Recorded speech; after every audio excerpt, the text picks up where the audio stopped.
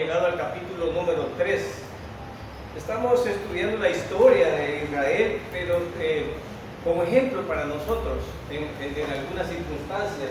Tal vez no todas se apliquen a la iglesia, pero sí hay mucho que aprender de ellos con respecto a su conducta, con respecto a Dios y las generaciones. En este caso, hemos llegado a los jueces, y la palabra jueces no nos hagamos la idea de los jueces como un tribunal, ¿verdad? Sino que estos jueces eran como especie de administradores, especie de líderes que conducían al pueblo.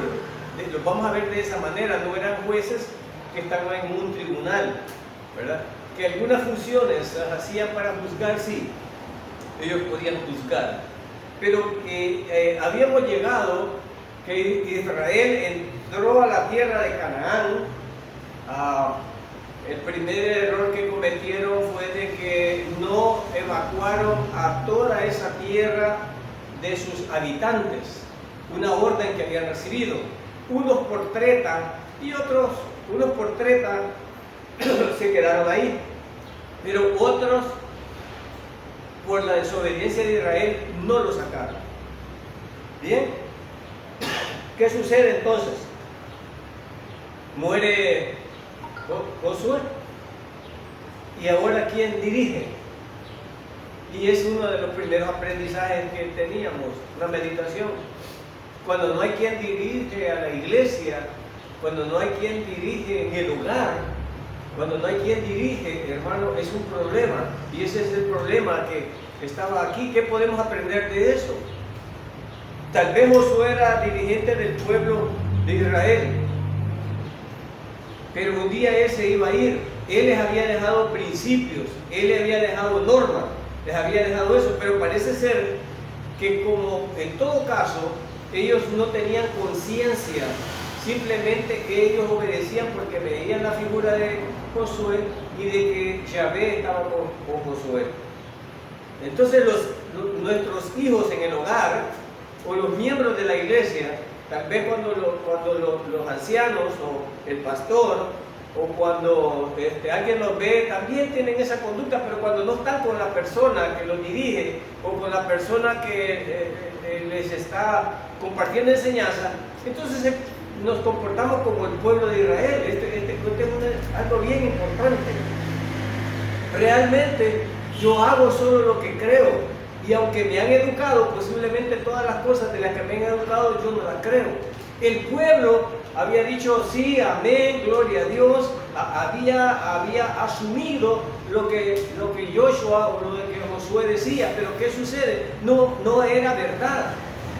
Simplemente lo hacían porque les convenía, ¿verdad? Al nomás no estar él, o sea que ellos no tenían un compromiso directo con Dios, sino que lo tenían con Josué, y Josué era el que lo tenía con Dios. La misma actitud que hicieron cuando llegaron salieron de Egipto, y entonces Moisés le dice, va, nos llama el Señor al monte, no, ve tú. Entonces parece que la actitud en la iglesia de muchos hermanos es la misma. El pastor es el cristiano, los ancianos son los responsables, ellos deben de tener una conducta aceptable, pero parece que los demás no hay ningún compromiso. Ahora, realmente si así estamos mal. Ahora, en cuanto a convicción, este pueblo vio grandes cosas, pero también llegamos al segundo problema.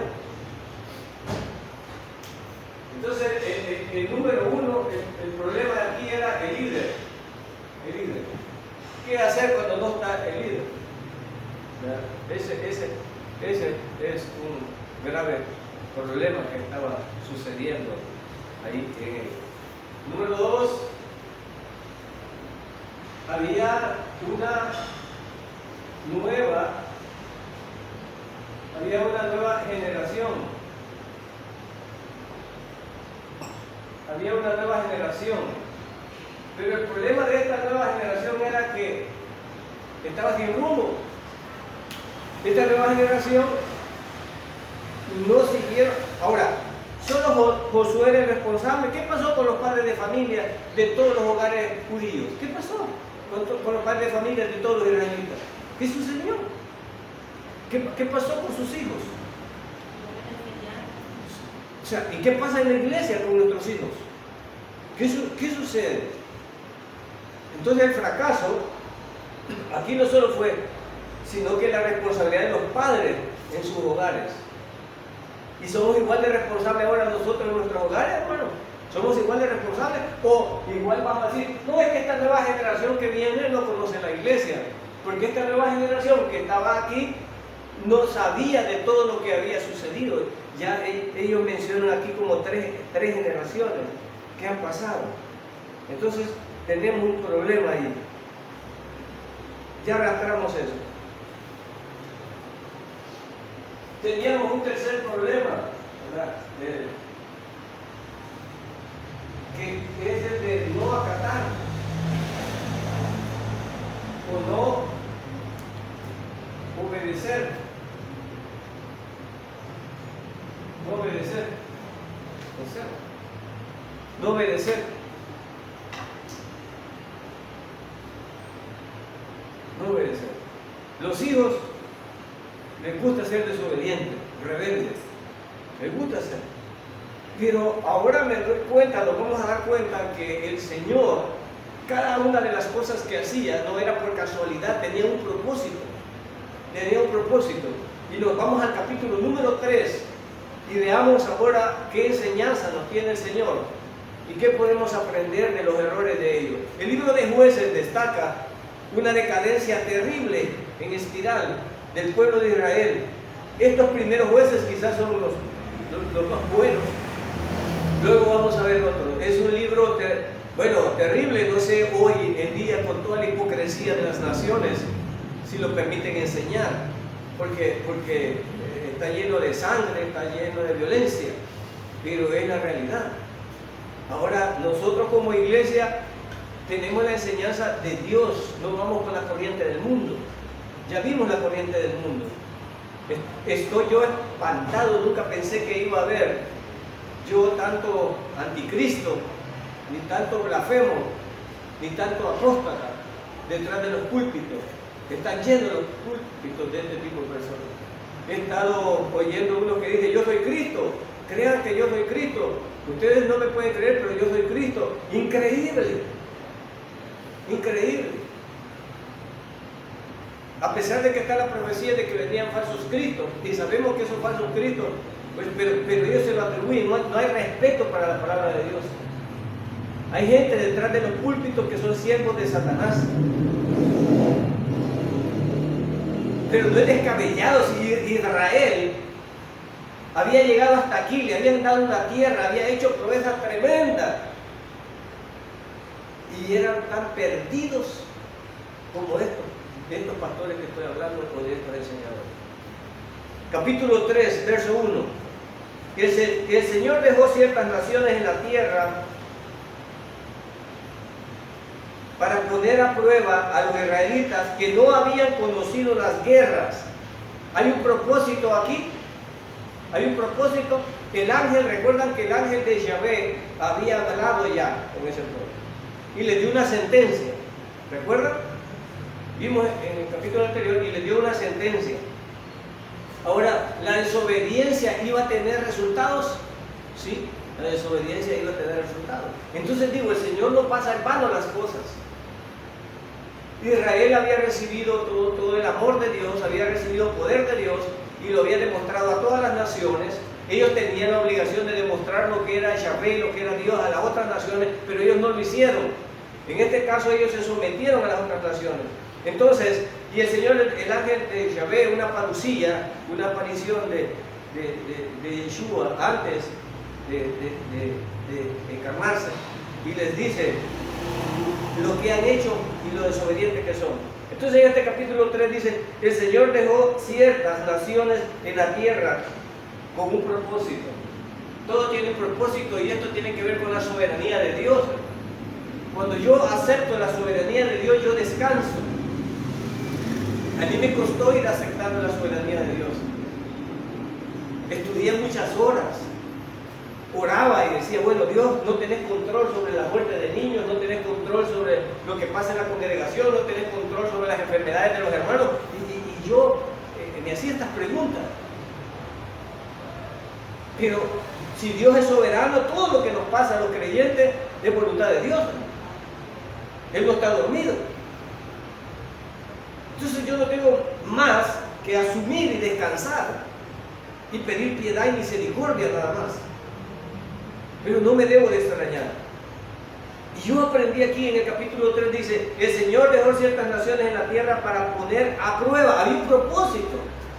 El propósito de que estos cananeos quedaran allí de alguna manera por su propio error, porque ellos habían quedado ahí por su propio error, pero ya había un propósito de Dios.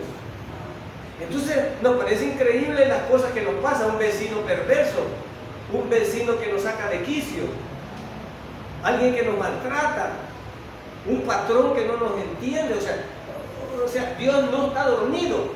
Esas personas que me rodean, esas personas que me perjudican, lo hacen por la voluntad de Dios, porque Él es soberano.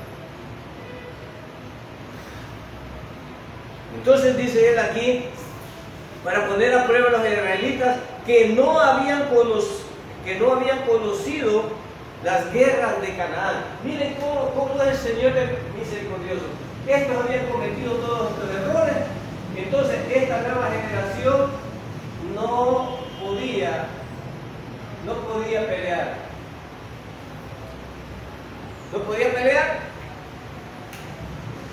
No sabían de guerra, no sabían lo que era ir a matar, no sabían lo que era la sangre. Hermano, hay personas que no están preparadas, los soldados se preparan física y mentalmente para ir a una guerra.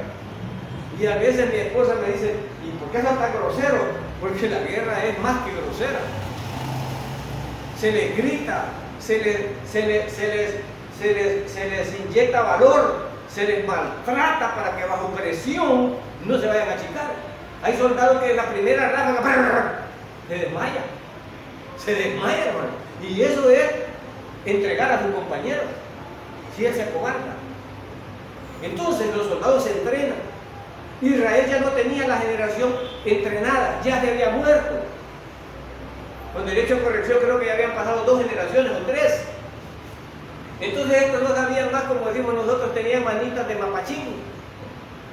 No sabían pelear, no sabían nada. Entonces el Señor dice, bueno, Israel va a enfrentar a quién, a los cananeos. Es la tierra, Dios se la di a ellos, pero resulta que ahora ellos, los cananeos, van a agarrar la tierra, porque estos no obedecieron. Pero bueno, les voy a entrenar. Y aquí pueden venir muchas preguntas. Y pueden venir muchas preguntas para tu vida. Yo no sé qué estás pasando en tu vida, pero esta enseñanza puede ayudarnos. Padre, pero tú vas a dejar eso allí para que estos entrenen, ¿sí? ¿Y para qué van a entrenar? Para matar, que los maten. ¿Qué les parece, hermano? El Señor va a entrenar a su pueblo y les deja ahí unos patos. ¿Para qué? Para que guerreen. Vaya, ahora ya vieron cómo matar, vayan a matar. Y esto es lo que no les gusta a los humanistas. Esto es lo que no les gusta pero si es que Dios creó al hombre, Él puede hacer lo que quiera con el hombre, y esto es lo que no les cabe a ellos, porque se ensoberbecen. Nosotros somos creación de Dios, y Dios puede hacer lo que Él quiera con su creación. Pero el hombre se pone a la parte de Dios y a juzgar a Dios y a dar cuenta de que nosotros, y ese es el gran problema. Ahora dice, estos no conocían de las guerras de Canaán. Verso 2. Lo hizo para enseñar a pelear en la guerra a las generaciones de israelitas que no tenían experiencia en el campo de batalla. Hermano, yo no sé, pero Dios nos experimenta. ¿Cuánto le gustan los problemas? A nadie nos gustan los problemas. Pero los problemas que ahora yo enfrento, después de ver esta enseñanza, entiendo que Dios me entrena para fortalecerme. Yo como hubiera querido entrenar a mis hijas cuando salen del hogar y se enfrentan a sinvergüenzas, a pícaros, a jefes abusivos, a maltratadores, y que ellos se puedan defender. Nosotros le llamamos experiencia. pero tienen que aprender a vivir fuera del hogar, y fuera del hogar no nos tratan como nos tratamos nosotros. Les pueden hacer mal. Entonces Dios quería preparar a sus hijos para que tuvieran esa experiencia. Entonces quiere decir que Dios puede crearme un ambiente para hacerme crecer a mí, para hacerme madurar como creyente. Puede darte enfermedades, puede darte problemas, puede darte escasez o puede darte abundancia, para que tú mismo comprendas lo que eres. Esa esposa, esos hijos, ese esposo, Dios ahí lo tienes. ¿Y por qué? Por algún motivo. Dios explica en el verso 2 los motivos por los cuales había dejado a esos ahí claritos. Ahora, pídele a Dios que te enseñe los motivos por los cuales Él ha dejado o los tiene de esta manera que los tiene. Verso 3. Estas son las naciones, los filisteos, que vivían bajo el dominio de 5 gobernantes filisteos. Eran los filisteos, todos los cananeos, los sidonios y los heveos que vivían en las montañas del Líbano, desde el monte Baal Hermón hasta el Lebo Hamad. Verso 4. El Señor dejó a estos pueblos con el fin de poner a prueba a los israelitas para ver si obedecían los mandatos que Él les había dado a sus antepasados por medio de Moisés. Hoy se repite la historia. Por eso dice que el que no sabe de la historia está condenado a repetirla. Estos, como no sabían de la historia, ahora la van a repetir. Ahora el Señor les va a volver a probar, es decir, les va a volver a mandar a tomar la tierra, como lo hicieron los primeros. Dice que en el verso número 4, dice que el Señor los ha dejado para probarlos, a ver si son obedientes hoy, esta generación. O sea, además de entrenarlos para la guerra, ahora viene que a esta generación la va a probar a ver si es más obediente que sus antepasados. Entonces el verso número 4 está diciendo eso. Hermanos, entonces Dios usa personas para que nosotros podamos crecer espiritualmente, para llevarnos a donde Él nos quiere llevar. A veces nosotros no queremos los problemas, a veces no queremos las dificultades, pero Dios nos crea ese ambiente para prepararnos como siervos suyos, para poder enfrentar en el futuro cosas más grandes. Yo al fin pude entender eso. A veces tú no comprendes que tu vecino, que es un impío, es rico, tiene buenos carros, buenas casas y en todo prospera. Y tú que eres creyente, pareciera que pasas aflicciones. Los hijos de los impíos salen bien correctos, no fuman, no beben, estudian. Y los hijos de los creyentes, a veces los tuyos están peleando y son viciosos, desobedientes y no quieren ver la gloria de Dios. Pero Israel hacía lo mismo, viendo literalmente casi a Dios hablar con ellos a través de Josué. Ahora nosotros estamos por fe. Estos jóvenes son más incrédulos que cualquier generación. ¿Por qué? Porque el ambiente de las computadoras y el ambiente del Facebook y el ambiente ahora se han multiplicado, los apóstatas, los falsos maestros y los humanistas que están haciendo incrédulos, y literalmente hay una guerra en las universidades y en las escuelas de sacar a Dios fuera de ellas, que no les hablen de Dios. Les pueden hablar de brujas, del diablo, les pueden hablar de hechizos, pero no de Dios. Mira qué terrible. Ahora, ¿quién les va a hablar de Dios entonces a nuestros hijos? Y ahora ya era tarde para esto porque las generaciones habían muerto. Ahora Dios empieza a tratar de nuevo con ellos. Dios empieza a tratar y dice, bueno, voy a volver a repetir la historia. Ahora voy a hacer proezas con esto para ver que igual que sus padres tal vez tienen fe a través de lo que yo les voy a hacer con ellos, con lo que les voy a dar. Entonces Dios prepara circunstancias que nosotros no entendemos, pero tienen un propósito para nosotros. Los problemas, las dificultades, las angustias. Yo casi siempre me paso preguntando, Señor, ¿por qué deben de sufrir tus hijos? Si tú les amas y yo soy un padre soy un mal padre, soy un padre humano, pero yo no quiero que le pase nada malo a mis hijos ni a mi hijo. Yo los amo y no quiero que les pase nada malo. Y si tú eres perfecto, ¿por qué permites que los creyentes sufran? No sé si te has hecho las preguntas. ¿Por qué? Porque yo como humano, si tuviera las posibilidades, pues yo a mis hijos les proveería lo que ellos les hace bien. El Señor quería hacer eso con Israel, pero el Señor quería esa confianza y esa fe en Él para con este pueblo. Y les demostraba su poder, pero parece ser que no era suficiente para ellos. Entonces estos sí sufrían. ¿Por qué? ¿Esto por qué estaban sufriendo? Por desobedientes. Por desobedientes. Ese principio podría aplicarse hoy en día, hermanos, que podamos sufrir por desobedientes. No toques ahí, no andes con esas personas. ¿Estará vigente ese principio todavía? Dios nos instruye a través de su palabra, nos habla aquí con sus enseñanzas, nos habla, no para que digamos, wow, qué pueblo más sencillo, Dios dándoles la tierra y ahora te hace. Y aquí escuchamos enseñanzas, pero que en los hogares y en nuestro trabajo no los ponemos por obra. Siempre estamos deseando las cosas del mundo, ¿no es cierto? Siempre estamos deseando, ya cuando vamos para viejos, yo por ejemplo, pero cuando uno está joven uno desea las cosas del mundo. Quiere casa, quiere carro, quiere esposa, bueno, están en los deseos.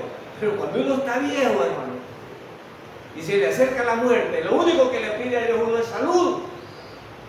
Salud es el único regalo.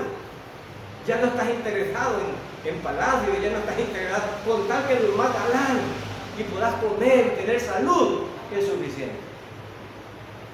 Pero en estas generaciones Dios les había dado la tierra que fluye leche y miel, se las había entregado, pero ahora rebosaban del gusto y ya no les bastaba creer en el Señor, sino que qué bonitos los muñecos de los cananeos, sí, y mirá, este es Baal, y mirá, han llegado un lote de prostitutas a la iglesia, allá.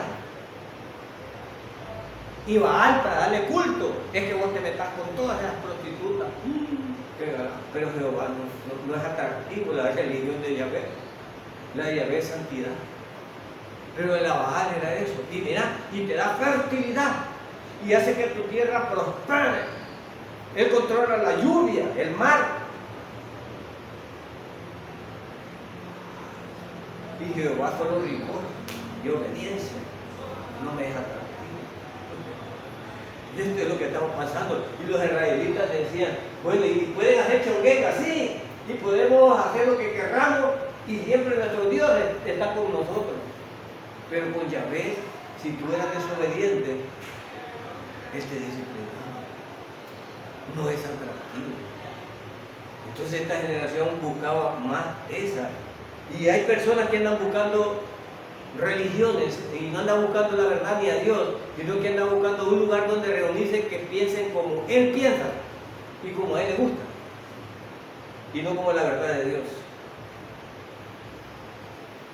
Ahora el Señor en este verso número 4 les dice, quiero ver si estos me van a responder como los antepasados. Verso 5. Así que los israelitas vivieron entre los cananeos, los hititas, los amorreos, los fereceos, los heveos y los jebuseos, y se unieron, y aquí viene el otro problema, se unieron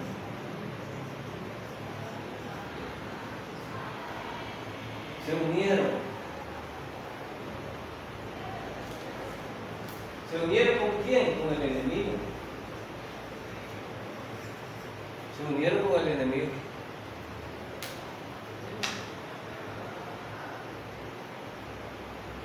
Hicieron relación filial. Ahora, hermano, Dios despreciaba esas naciones, pero usted puede hacerse otra pregunta y decirme, hermano, ¿por qué Dios es tan cruel? ¿Por qué tenían que erradicar a los cananeos, a los heveos, a los fereceos ¿Por qué? ¿Y por qué tenían que matarlo? Lo que no comprende, lo que no comprende Israel y lo que no comprende las personas que no estudian la Escritura, es que Dios, como supremo y como soberano, Él quería raer de la tierra a estos perdidos, porque estos eran idólatras, eran corruptos y eran perdidos. En Deuteronomio y en los otros libros nos dice todas las abominaciones que ellos hacían. Tenían relaciones con animales, hombre con hombre, mujer con mujer, hacían de todo. Entonces Dios había mandado a Israel como brazo de él en la tierra para limpiarlos. Israel no lo hizo. ¿Y qué hizo Israel? Adoptar, a casarse con estas mujeres. A casarse con estas mujeres. Ahora, hoy hice un viaje a San Salvador por un documento y una compañera de trabajo me ha contado: ay, mi hermano, una mujer que lo tiene comiendo de la mano, hace con él lo que quiera. Me venía a lamentar, y que esa mujer al papá y a ella los había echado de que no llegaran a tu casa porque le llegaban a arruinar al marido. Ella lo tenía bien alineadito, lavando, planchando, y ya cuando llegaban ellos como que lo avivaban y ya él que quería comportar como hombre, pues no le gustaba. Así que no vengan a la casa, le digo, ustedes me lo vienen a arruinar. Entonces lo mismo está Israel. Israel no tenía Señor, estaba con Josué, no, pero ahora que ya se va a casar con otras personas, en un hogar, una mala mujer, un mal hombre, corrompe el hogar. Israel se corrompió por estos matrimonios. ¿Con quiénes? Con cananeas. Y lo peor es que ellos no llegaron a convertirlos a ellos, sino que los cananeos los convierten a ellos. No sé. Así es que dice aquí, y se unieron en matrimonio, se unen con el enemigo, con lo que el Señor aborrecía. El Señor aborrecía a estos pueblos. Ahora, y eso sucede, hermano. Nosotros no podemos hacer uniones con lo que Dios aborrece. Nosotros tenemos que llevarnos con los impíos, tenemos que llevarnos con los demás, pero no compartir lo que ellos hacen. Es más, darles testimonio. Debemos de amarles para hablarles de Dios, para ver si se convierten, pero no tenemos que hacer lo que ellos hacen. El problema es que aquí ellos empiezan a adoptar, entonces cometen el error. Y dice aquí, en el verso 5, en el verso 6, y se unieron en matrimonio con ellos los hijos de los israelitas, se casaron con las hijas de los pueblos, y las hijas de los israelitas fueron dadas en matrimonio a sus hijos, y los israelitas sirvieron. Y viene el otro error: sirvieron.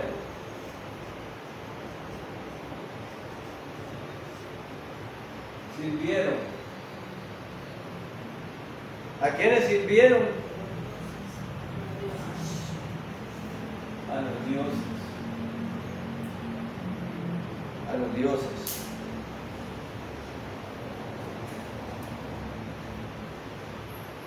Ese de los dioses está con minúsculas.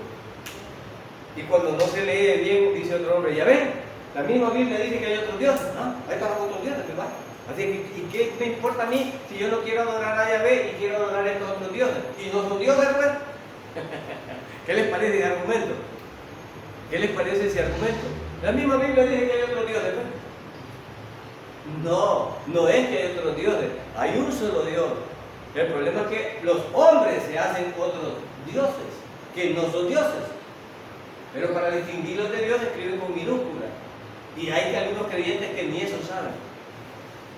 Entonces Dios, solo hay uno. Solo hay uno. Entonces cometieron dos graves errores. Ahora, hermano, ¿cómo van a hacer guerra contra su esposa? ¿Cómo van a hacer guerra? Cuando Jehová diga que hay que erradicarlo, ¿cómo van a hacer guerra?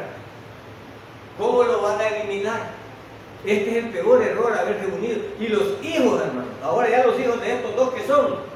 Porque este era hitita, este era israelita. Pero ¿y este que nació qué es? Miren qué híbridos. Y miren qué lazos hace Satanás. Y eso le pasa a nuestros hijos en la familia también. Ahí va esa mezcolanza ya. Ahí va esa mezcolanza. Entonces cometieron dos graves errores ahí. Está vigente estos principios. No os unáis en yugo desigual. ¿Están estos principios? Están. No significa que yo no voy a ser amigo de un impío que no es creyente. Yo puedo ser amigo de uno creyente, sí, pero no mi mejor amigo, no con quien comparto el pan. No, Señor. Yo voy a ser amigo de él y voy a hablarle de Dios cuanto pueda. Porque la Biblia me manda a estar en paz con todos en cuanto dependa de nosotros. Pero no voy a compartir lo que ellos hacen. Vení, hoy para Navidad 25 tengo unas 2 botellas y te vení a comerte unos panes, ¿no? Que soy cristiano. No, pues voy a comerte los panes, pero aquí está con los bolos, ¿no? ¿Qué comunión tiene eso, hermano? ¿Ah? Desde ahí es donde él, no, a él no lo invité, ¿por qué? Porque es creyente. Pero ¿cuándo es? Cuando el creyente obedece al Señor, pero cuando, dije yo voy a llegar, no, me dije relajito, dije que va a la iglesia, pero es, invítalo, desde ahí llega la chupada, ahí va a estar.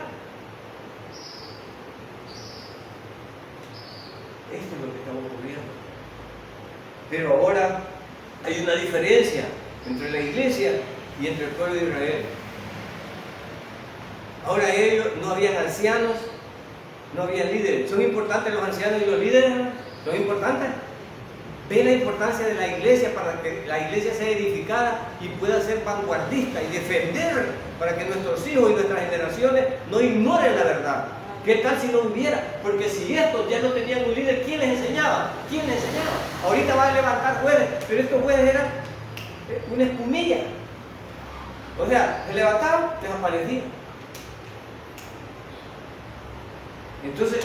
Entonces la iglesia tiene una razón de ser. Es aquí donde se edifican nuestros hijos. No vienen a oír cuentos, no vienen a oír cuentos de Pinocho, vienen a oír la palabra del Dios Todopoderoso que nos da para nuestras vidas prácticas y para la vida futura. Esto no es un juego, no es la iglesita, ni estamos jugando a la iglesita, es una verdad absoluta de Dios para la salvación de nuestras almas. Dios no estaba jugando porque ellos lo vieron como un juego y ahora están en una desgracia terrible. Ahora levantar un juez, y pasemos al verso número 7, ya vimos todos los errores aquí. Pasamos al número 7, dice Otoniel, el primer juez. Veamos el primer juez, Otoniel. Este es el primer juez.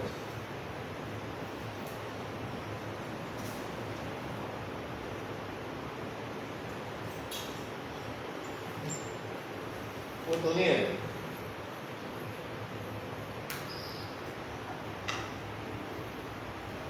Verso 7. Los israelitas hicieron lo malo a los ojos del Señor.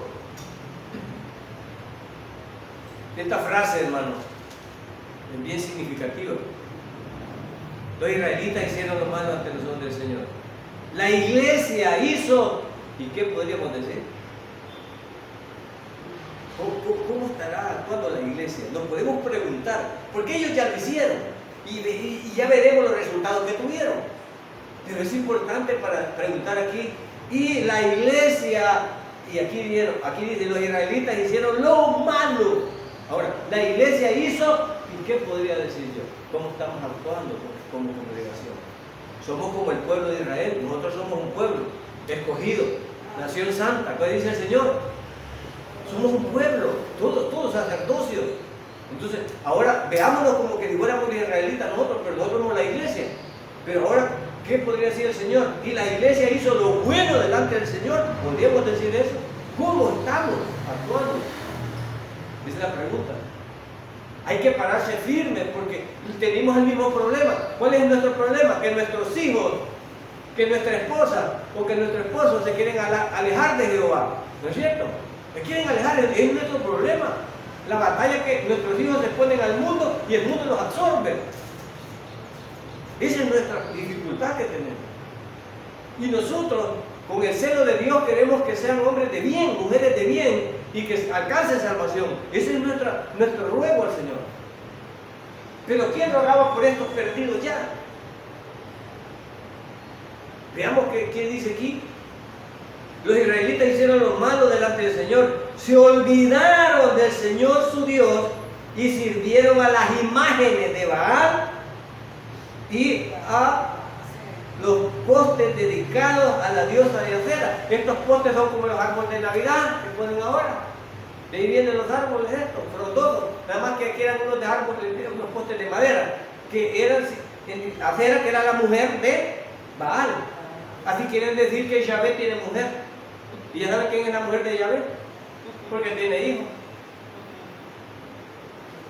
Ahí sale el sacerdote diciendo: ¿quién es la esposa de Dios?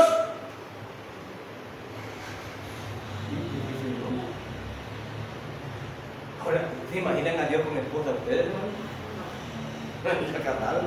O sea, pero miren que Satanás, qué insensatez decir que Dios tiene mujer. ¿Por qué? ¿De dónde viene esa idea? Léalo aquí, léalo aquí. Léalo aquí. Dice aquí, verso 7, los israelitas hicieron lo malo ante el Señor, se olvidaron del Señor su Dios y sirvieron a las imágenes de Baal y a los postes dedicados a la diosa de qué. ¿Quiénes eran que los dioses tenían mujer? Los cananeos. Los cananeos tenían diosa y dios. Y tenían hijos esos dioses también y tenían nombres.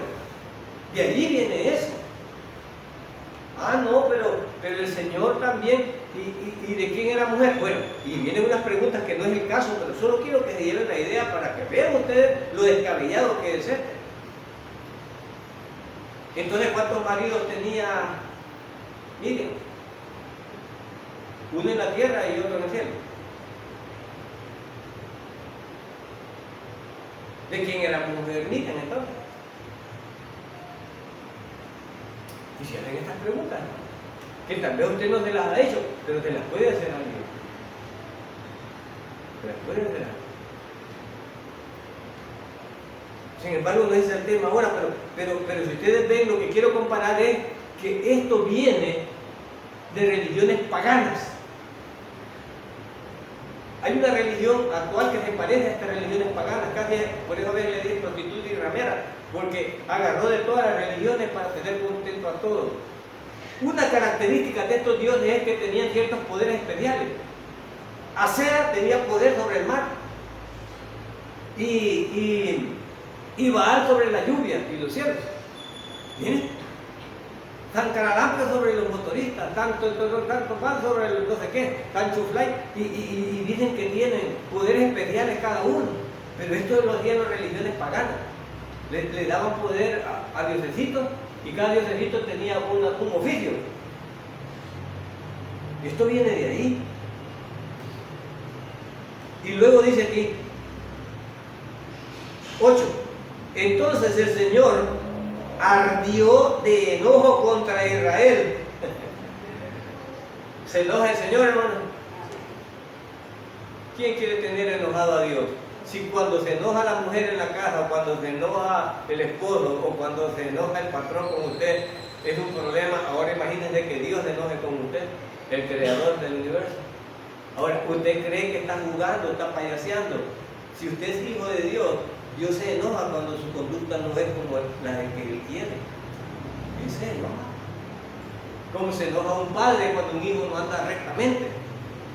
Un padre se enoja, no porque no le ame, sino por ese celo de amor. Entonces aquí dice clarito, yo no sé cómo dice en tu Biblia, pero aquí dice clarito que o se airó, se enojó, como tú quieras. Ahora, ¿se enoja Dios? Pues claro, no, pero Dios que no es amor, Dios no es buenecito, Dios no le va a hacer nada a nadie. Por eso es que ellos creen que Dios no va a castigar el pecado, que Dios no castiga a los países corruptos y los países que están arruinados. Si yo creo en la soberanía de Dios, todo lo que pasa en el mundo es obra de la mano de Dios. Deuteronomio 32, con derecho a corrección 39, 38, 39. Yo soy el que hiero, yo soy el que curo, yo soy el que mato, yo soy el que doy vida. Y yo soy Jehová tu Dios. Punto. ¿Y para dónde? ¿Quién mata a la gente? Dios. ¿Quién le da vida a la gente? Dios. No hay más. Y nadie te librará de mi mano, dice el Señor. No me gusta, no, usted lo que le gusta es que le hable que va a tener dinero. Esas son las predicaciones de ahora. Pero esta es la realidad. Aquí dice, en el verso número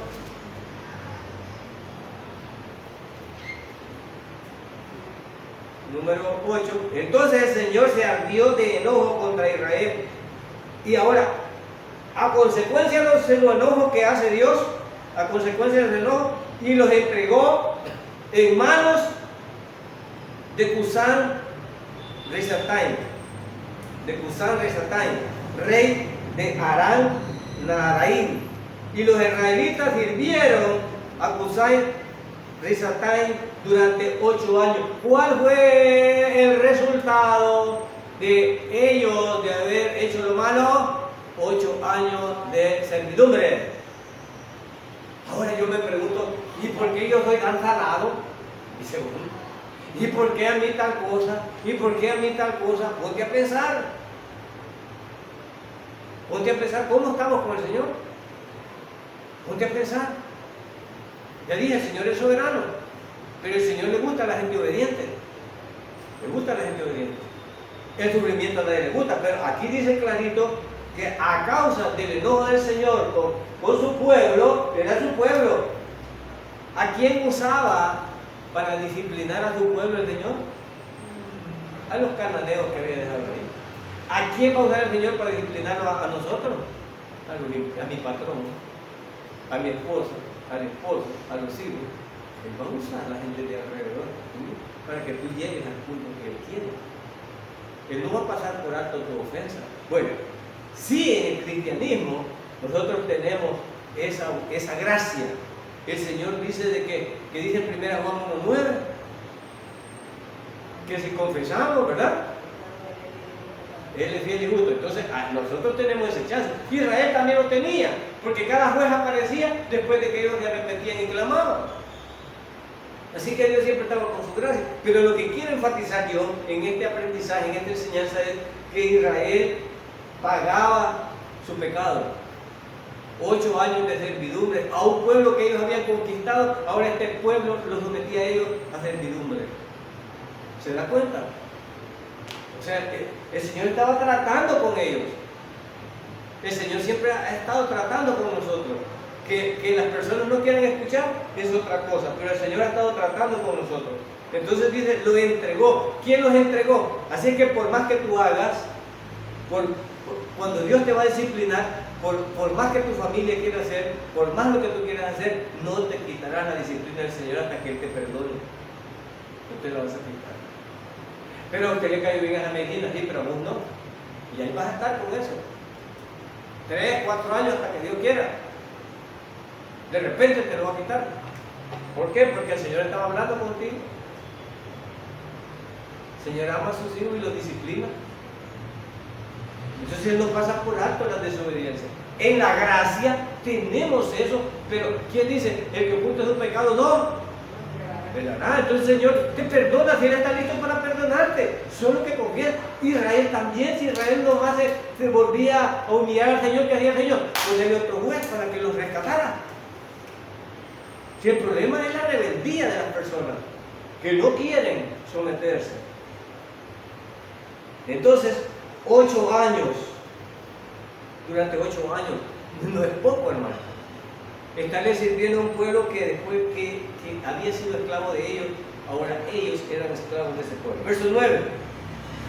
Pero cuando el pueblo, y aquí viene la parte de la gracia, pero cuando el pueblo de Israel clamó al Señor por ayuda, wow, 8 años.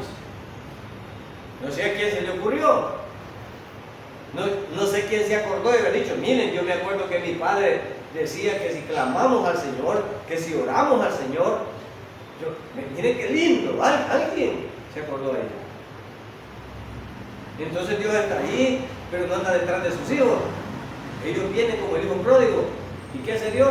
Abrir sus brazos y perdonarnos. Él está listo para perdonar. Pero quienes son los rebeldes son las personas.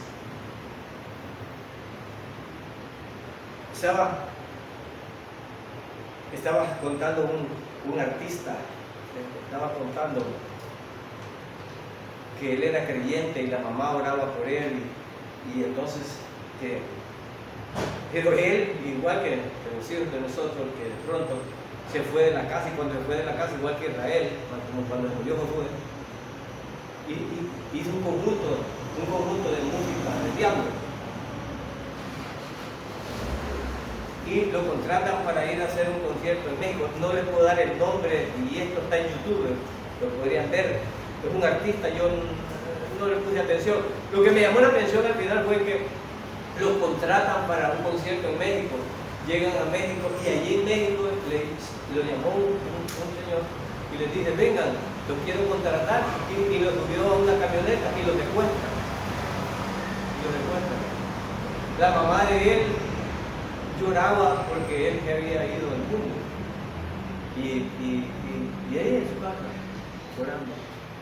Y entonces cuando él se vio secuestrado y los hincaron, los tenían ahí, y él le preguntaba, ¿y por qué a mí? ¿Por qué a mí? Siempre hacía la pregunta de eso, que por qué a mí, que por qué le había pasado eso, ¿por qué a mí? ¿Por qué a mí? Y entonces él dijo, bueno, de modo. Y así de repente le dice uno de los secuestradores con la pistola en la sien y le dice, ¿crees en Dios? Así, de repente. Y él volvió a decir, ¿por qué a mí? ¿Por qué a mí? Me pregunta, ¿crees en Dios? Y él dice que se acordó de lo que la mamá le decía. Y él no hallaba qué decir. Pero al final dice que se arriesgó y le dijo, sí creo en Dios. ¿Sabes qué? Si me hubiera dicho que no, te mato. Y el hombre casi desmayaba. Bueno, después de 24 horas, ese hombre, llorando, lo soltaron a todos y se fue. Y le dijo que ya no tocaba más. Y le dijeron, y todas las demandas que nos van a hacer por los contratos no cumplidos, Dios lo resolverá. Y se fue para México. Bueno, no, se fue para donde la mamá. Y cuando llega donde la mamá, entonces la mamá le abre los brazos. Y entonces, y le dice, ¿por qué a mí? Porque yo he estado orando por ti. Por eso. Este muchacho tuvo la oportunidad de regresar, pero muchos hijos tal vez no van a tener la oportunidad de regresar. Porque los principios quedan ahí. El pueblo de Israel tenía los principios. Yo no sé quién ya acordó aquí, pero si ustedes ven después de 8 años, miren lo que dice aquí. Miren, Pedro, el verso 9. Pero cuando el pueblo de Israel clamó al Señor por ayuda, ¿lo dice quién? El Señor levantó un libertador para salvarlo, gloria a Dios. Es misericordioso el Señor, hermano. 8 años de desobediencia, de darle la espalda al Señor. Pero cuando le clamaron, ¿qué dice el Señor? Clama a mí. Gloria. ¿Ven? ¿Cómo me duele cuando hay pastores usados por el diablo diciendo que las personas no tienen perdón? Todos tienen perdón y claman al Señor. ¿Hay algún pecado que el Señor no perdona? Pero decirle, pues ya estás condenado a alguien, no te leas perdón. Dice aquí. Porque la ofensa contra el Espíritu Santo, si alguien dice que ese perdón no es perdonable, pero es la incredulidad. Por eso no va a recibir perdón, porque es la incredulidad. Es no creer que Dios era Dios, sino que era Satanás, que había dicho él. Pero entonces aquí, qué lindo el Señor, y dice, al nomás que el pueblo clamó, y aquí hay algo importante, fíjense en las personas que va a tomar como jueces. Porque a veces no creemos importantes nosotros también. Al que Dios levanta. Hay que poner atención en eso. Y entonces aquí dice aquí, ellos clamaron para salvarlo. Entonces le levantó un libertador para salvarlo. Se llamaba Otoniel, hijo de Cenaz, un hermano menor de Caleb. Miren cómo viene la descendencia. No sé si este Otoniel fue el que clamó. No sé si él fue las enseñanzas que traía ya de su familia. Pero alguien. Y aquí miren lo importante acá. Y dice aquí, ¿vale? Verso 10. ¿Cuál era la diferencia de Otoniel? ¿Cuál era la diferencia de Otoniel? Verso 10. El Espíritu del Señor vino. El problema de esto es que vino solo sobre este.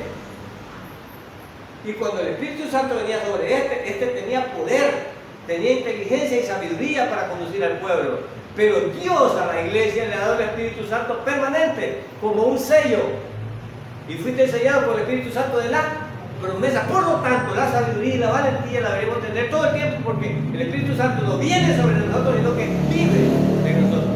Pero para ellos no lo venía, y al venir mostraba la diferencia de este con los demás, y este se convertía en el juez. ¿Pero por qué? Porque Dios había dado su Espíritu a él. Qué importante. Algunas iglesias el Espíritu Santo pasa por aquí, pero esto era antes, no hoy. Ahora vive en nosotros. ¿O ignoráis que vuestros cuerpos son templo y morada?